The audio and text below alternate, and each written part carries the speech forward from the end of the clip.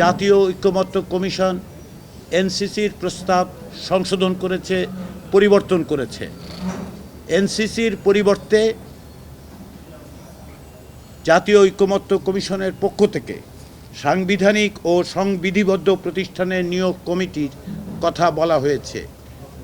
এটি এনসিসির পরিবর্তে একটি কাঠামো হিসেবে প্রস্তাব করা হয়েছে। এখানে 3টি পরিবর্তন আনা হয়েছে। এনসিসি যে সমস্ত পদে নিয়োগ দেবে বলে বলা হচ্ছিল, তার মধ্যে অ্যাটর্নি জেনারেল এবং তিন বাহিনীর প্রধানদের কথা ছিল, সেটি এখান থেকে বাদ দেওয়া হয়েছে। ফলে সাংবিধানিক ও সংবিধিবদ্ধ প্রতিষ্ঠানের নিয়োগ কমিটির এখতিয়ারের মধ্যে বলা হয়েছে যে তারা কেবলমাত্র সাংবিধানিক ও সংবিধিবদ্ধ প্রতিষ্ঠানগুলোর সদস্যদের প্রধানদেরকে নিয়োগ দেবেন।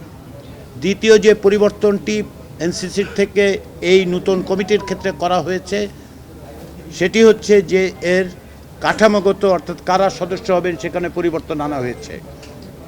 ঐকমত্য কমিশনের পক্ষ থেকে প্রস্তাব করা হয়েছে যে সাংবিধানিক ও সংবিধিবদ্ধ প্রতিষ্ঠানের নিয়োগ কমিটিতে প্রধানমন্ত্রী, নিম্নকক্ষের স্পিকার, উচ্চকক্ষের স্পিকার, বিরোধী দলীয় নেতা, প্রধান বিরোধী দল ব্যতীত অন্যান্য বিরোধী দলসমূহের একজন প্রতিনিধি, রাষ্ট্রপতির একজন প্রতিনিধি যিনি আইনের মাধ্যমে নির্ধারিত যোগ্যতা সম্পন্ন হবেন এবং প্রধান বিচারপতি কর্তৃক মনোনীত আপিল বিভাগের একজন বিচারপতি হবেন।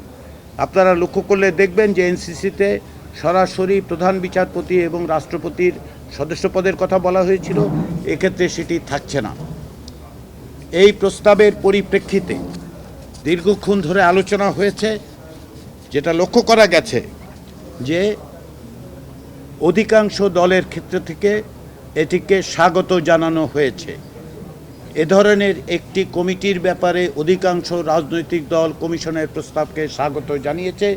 কিছু কিছু দল এ বিষয়ে তাদের আপত্তির কথা বলেছে। তবে যে সমস্ত দলের পক্ষ থেকে এই বক্তব্যকে স্বাগত জানানো হয়েছে, এই পরিবর্তনকে স্বাগত জানানো হয়েছে, তারা আরও কিছু কিছু বিষয়ে পরামর্শ দিয়েছেন। যেমন এই কমিটির কার্যপরিধি কী হবে, এর জবাবদিহিতার ব্যবস্থা কী রকম হবে, সিদ্ধান্ত গ্রহণের প্রক্রিয়া কী হবে ইত্যাদি বিষয়ে কিছু কিছু পরামর্শ আছে। সেই পরামর্শগুলির ভিত্তিতে ঐকমত্য কমিশন একটি পূর্ণাঙ্গ প্রস্তাব আগামী সপ্তাহে রাজনৈতিক দলগুলোর কাছে উপস্থাপন করবেন।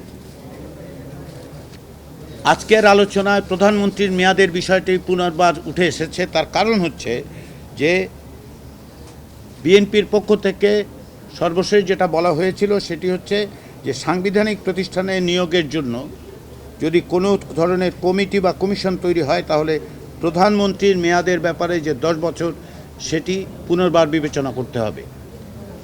সেদিক থেকে এই আলোচনাটা হয়েছে আজকে, কিন্তু আমরা কোনো রকম ঐকমত্যে কিংবা এমনকি কোনো রকম উপসংহারে উপনীত হতে পারিনি। তার কারণ হচ্ছে এই যে যতক্ষণ না পর্যন্ত আমরা সাংবিধানিক ও সংবিধিবদ্ধ প্রতিষ্ঠানের নিয়োগ সংক্রান্ত বিষয়ে একটা চূড়ান্ত সিদ্ধান্তে আসতে পারছি, ততক্ষণ পর্যন্ত প্রধানমন্ত্রীর মেয়াদ বিষয়ে চূড়ান্ত সিদ্ধান্ত নেওয়া যাচ্ছে না। আপনাদের হয়তো মনে থাকবে, সর্বশেষ যখন প্রধানমন্ত্রীর মেয়াদের বিষয়ে আলোচনা হয়েছিল, তখন এটা সিদ্ধান্ত হয়েছিল, দুঃখিত সিদ্ধান্ত না, এটা অধিকাংশ দল এতে একমত হয়েছিলেন, কিছু কিছু দলের পক্ষ থেকে ভিন্ন মত ছিল। আজকের এই 3টি বিষয়ের আলোচনায় প্রাধান্য পেয়েছে, গুরুত্ব পেয়েছে এবং এই আলোচনাগুলো অব্যাহত থেকেছে।